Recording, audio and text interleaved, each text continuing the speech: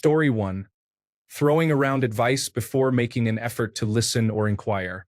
I immediately know that they are more invested in hearing themselves dish out wisdom than anyone's well-being. Story 2. Anyone who, to paraphrase Mike Muir, thinks that just because they do not understand something means it does not make sense, and just because they do not like it means that it is not any good. Story 3. How they treat fears and phobias. I was at work one day and chatting about things we don't like. I mentioned I have severe arachnophobia and had a panic attack when someone pretended to throw one at me as a teenager. About an hour later, one woman, who I thought was a potential friend, faked throwing one at me. I nearly punched her in the face. She cried, "It's only a joke." I never spoke to her after that. Story 4. Littering. Not being respectful of other people's space in public, like taking up excessive space or not even attempting to move to the side of a walkway. Not cleaning up after yourself because it's their job. I actually broke my husband of his habit of leaving his popcorn bucket and other trash in movie theaters because that behavior does not sit well with me. Looking down on or treating service staff poorly in general. Story 5. I had a friend at my previous workplace who, admittedly, was a bit annoying.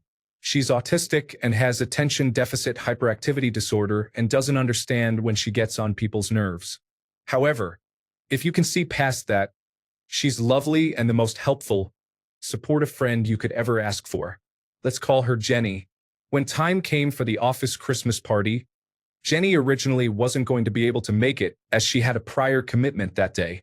Then her other event got canceled, and she announced she would come to the Christmas party after all. When she left the room, a group of our other colleagues started saying things like, "Oh no, Jenny is coming. I hope she doesn't sit next to me," and stuff like that. These were adult women in their 40s and 50s, not teenage girls. I spoke up and said, "Don't worry, Jenny can sit with me. She's nicer than you lot anyway. Probably made a few enemies that day. But who'd want to be friends with horrible people like that anyway?" Story 6. I don't know how to describe it in explicit words.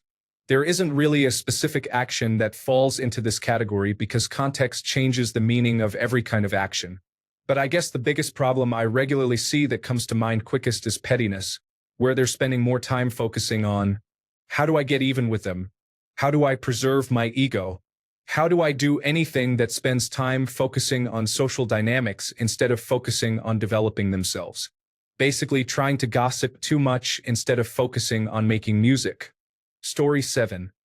Maybe this will sound shallow, but how stingy they are with money.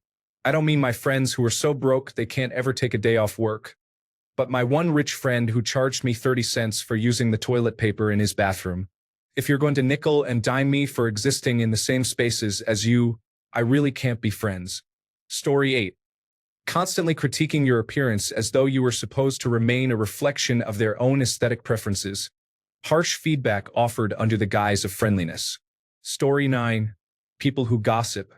My first reaction is if they will say such awful stuff to you, then what do they say about you? I have no time for drama or dragging other people. Usually, they act like they are wonderful people who have all the answers. Really, they are insecure and can only feel better about themselves by putting other people down. Story 10. Treating animals poorly is a significant issue. Also, not having a personality. I cannot stand when people consistently don't contribute to conversation or when people act nonchalantly. It genuinely angers me. Be yourself, people. I am not referring to those who are relatively quiet. I'm talking about one-on-one conversations when you're trying to get to know someone, and they give you absolutely nothing to work with. Story 11. People who are mean to animals, small children, or the elderly. Basically, anyone who bullies those who are more vulnerable. Oh, and anyone who would betray Luigi thinking it's the right thing to do. Story 12. If someone has the talent to make everything about themselves, you start saying something, and they interrupt you with, "Oh, I can do that too." Or, "Oh, that's happened to me too. It's all about me, me, me."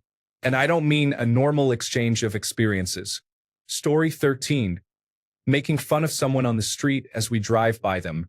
People who feel the need to put others down based on absolutely nothing other than what they look like while they're just existing in view of others tells me you deal with insecurity by hurting others rather than bettering yourself. Thinking it's different because you're not saying it to their face tells me you are comfortable being mean and hurtful, as long as it's not in front of everyone. Thinking it's harmless because the person will never know you made fun of them tells me you've never been in the position of feeling so embarrassed, insecure, and unworthy certain people are making fun of you. And not everyone has, but it still tells me you don't have a habit of opening your mind and considering the experiences of others. Thinking I'll find it humorous tells me you don't know what kind of person I am. You're either careless and don't care to take the time to get to know me, or it hasn't occurred to you that anyone would fault you for being a bully, in which case I don't mind giving you an introduction to what you should learn.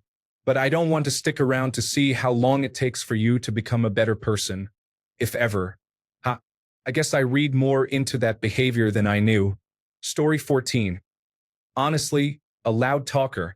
Someone who always uses their outside voice while inside. Always projecting to the back row because they want everyone in the room to hear them and be thinking about them and how cool they are. Story 15. Disloyalty and bullies. People make mistakes in their life, but there is no excuse for people who take advantage of a situation and profit from the misfortune of others. I really hate people like that. Story 16. When they have a closed mind and lack the ability to even consider an alternative opinion, we cannot enjoy a healthy debate. We will never be friends. Story 17. If we go to a movie theater together and get snacks and afterward I begin gathering the trash and you say, just leave it. The employees get paid to clean that up. Imagine how long it would take the employees to clean the room if every person thought that way. You are literally walking right by a trash can as you leave the movie. Takes you nearly zero effort to clean up your own trash. What an absolute self-centered person. Story 18. Taking advantage. Like when they say they like something, maybe, oh look, this dress is so pretty. You are buying it for me. Okay? And it is not even a question. They are literally requesting you to buy it for them. Story 19. I had a friend who I eventually realized used me as a prop when we were out at any kind of public or social event. He would invite me along but was constantly looking for something more interesting to focus on. I was just there so he would have someone to talk to. It wasn't a conversation, and eventually it wasn't a friendship. There was also some bullying behavior disguised as humor.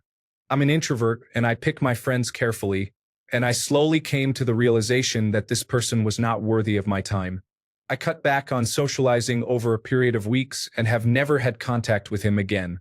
He has no clue why, and I don't feel like I have any obligation to explain it. Story 20. Not having a sense of humor or taking things literally. I have a big sense of humor. I like normal funny things, but I am also sarcastic and can have a dry or dark sense of humor. My little sister and my cousin are my best friends because we have the same sense of humor. The first thing that drew me to my husband, other than his huge arm muscles, was his sense of humor. He makes me laugh all the time. Story 21. First thing they tell me is how much money they have, how rich and powerful their daddy is, how many celebrities they know, and which car they drive. Basically, all such nonsense that screams insecurity and an insatiable desire for ego validation through material possessions. Story 22. Instantly telling me their traumas within minutes of meeting is a very big red flag. It's not that I discourage people from being open and talking, but if I don't know them, it's too personal. Story 23. Any right-wing dog whistle comments make it clear we are not compatible as friends. For example, complaining about immigration, public breastfeeding, or drag story times, saying we need to support farmers more, etc. Usually, it means they are against pretty much everything I am for, and it's hard to be friends with someone if I have to hold back at most of what they say. I have to put up with it enough with work and family. Story 24. How they handle being wrong. I mean, there's an obvious difference between opinions and facts, but if you get corrected on something and your first response is to get angry or say, that's your opinion, I am going to judge you. Story 25. Sadly, I don't cut ties if they're creepy or cruel to me. I have put up with a lot of creepy clingers. I do cut ties if they're a remorseless cheater on other people, and if they're stupid enough to ruin their reputation by hiding it badly. Being cruel to people I care about will also get them permanently removed from my life. Story 26. Immediate trauma dump. Immediate invasive questions. Early signs of gossip. Early signs of not respecting boundaries. Early signs of being unable to emotionally self-soothe. Immediately wanting to be best friends. Early evidence of passive aggressiveness. Story 27. Being rude to a waiter or waitress. I do not care if they messed up your food 6 times in a row. If I see you being a condescending person, that is going to change how I see you forever. If the restaurant is truly that bad of a situation, then leave and do not come back. Berating or talking down to the one person in the entire store who literally can do nothing about the issue is not okay. You do not have any place doing that. Even if every single problem is directly the server's fault, you still have no place talking down to them. Story 28. Standing too close to me while talking. My mom gets so in my face when talking to me. I back away, and she just comes towards me as though she hasn't noticed. I can't even explain how it makes me feel, but it's a feeling of pure rage where I just want to lash out and then run as far away from the person as possible. Story 29. If they treat disabled people, people with birth defects, people with stutters, and similar individuals poorly or make fun of them in public or behind their backs, it is essentially making fun of the misfortune of others. How they treat animals is important. If they treat them poorly, it's a no-go. I understand that not everyone likes dogs or cats or similar animals, but there is no need to mistreat them. Story 30. I can see right through people and pride myself on figuring them out within moments of meeting them. I can tell if you are insecure and compensating with your inflated ego. I can tell if your poor personality stems from a trauma you have refused to address. I know exactly how secure you are just being a human being. I understand it is not easy, and I empathize with those who have a desire to improve themselves, but most people have dug their feet so far into the ground that it would be a waste of time to even attempt to help them reach their potential. Story 31. Victim mentality. They want to blame everyone and everything else for their life and choices.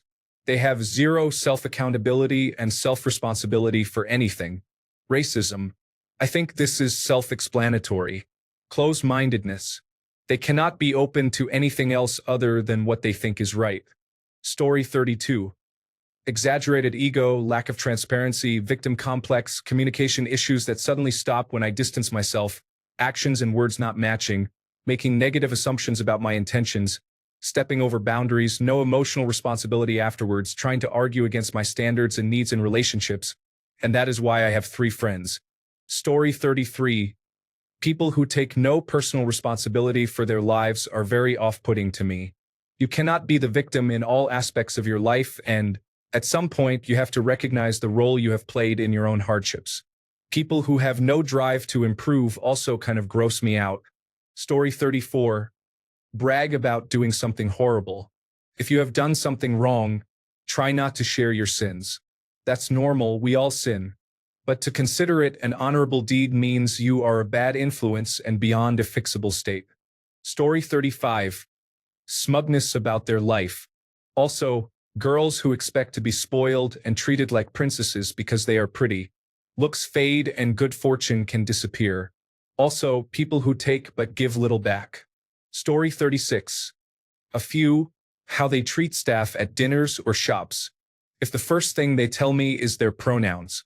Also, if their thoughts are over the top regarding political people, like on both sides. I don't see the point of being hateful to someone because they believe their side is right and will die on that hill. You don't know these people. I've seen people get into fistfights because of it. Story 37. When they don't include people. I was hanging out with a friend group, and they kept leaving one girl out.